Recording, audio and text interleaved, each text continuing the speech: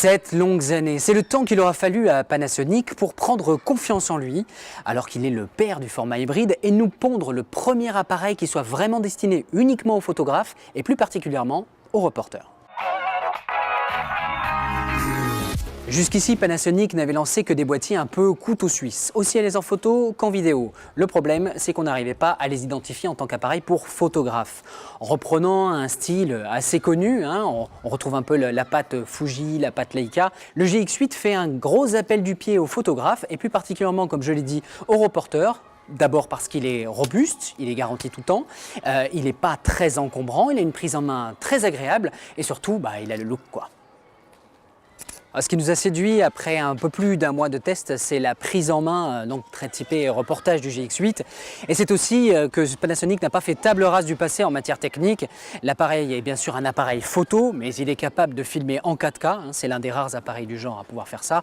Il profite du tout dernier capteur 20 mégapixels, c'est le seul au format micro 4 tiers qui offre une telle définition. Et de tous les raffinements classiques qu'on a trouvés dans les modèles précédents, à savoir l'écran tactile orientable de super qualité, le viseur électronique lui aussi orientable et la molette de sur- et sous-exposition, une molette qui faisait jusqu'ici cruellement défaut à la plupart des modèles du constructeur japonais. Pour remplir son rôle d'appareil photo de reportage, le GX8 se devait d'être rapide. Rapide, il l'est. Plus que ça même, il est extrêmement rapide. Il est capable d'accrocher les sujets de manière très précise. Il offre une rafale qui est vraiment, comme vous pouvez l'entendre, d'abord très soutenue, mais aussi très précise, vu qu'il est capable de faire la mise au point en temps réel sur les sujets, même les plus mobiles. Outre la rapidité de prise de vue, il y a bien sûr la rapidité de manipulation.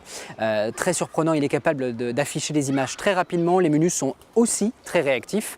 C'est donc vraiment un appareil qui est taillé pour le terrain, d'autant plus, et c'est une première dans cette gamme chez Pana, il est entièrement tropicalisé, c'est-à-dire qu'il résiste aux intempéries, à la poussière et aux brusques changements de température. Très bon, le GX8 l'est assurément, il n'est cependant pas parfait. Quelques petits défauts nous ont un peu agacés, comme le placement de la molette d'expo au centre et non pas sur le côté, comme la prise jack est au format 2,5 mm et non pas 3,5 mm standard. Bref, tout un tas de petites broutilles, rien de très handicapant, mais néanmoins on attend que Panasonic corrige ça par la suite. En l'état, le GX8 est une excellente surprise et si vous voulez en savoir un peu plus, lisez l'article sur 01net.